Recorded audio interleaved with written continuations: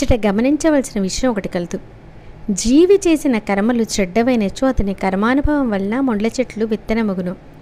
కర్మలు మంచివైనచో అతని కర్మఫలము పండ్ల చెట్టు విత్తనమగును.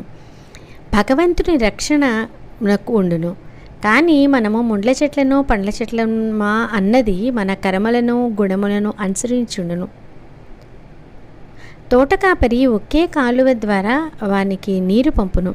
కానీ ఆ చెట్ల తీరు వేరుగా ఉండుటకు తోటకాపరి వాని గుణములు కారణములు కావు. ఆ చెట్లలోని లక్షణమే వాని వైవిధ్యమునగా కారణమవును కదా అని శంకుడు వివరించెను. కిరాతకుడు, స్వామి, సంపూర్ణ జ్ఞాన సంపద కల వారికి సృష్టి స్థితి లయములో ఎప్పుడు ముక్తి కలుగునో చెప్పుము అని అడిగాను.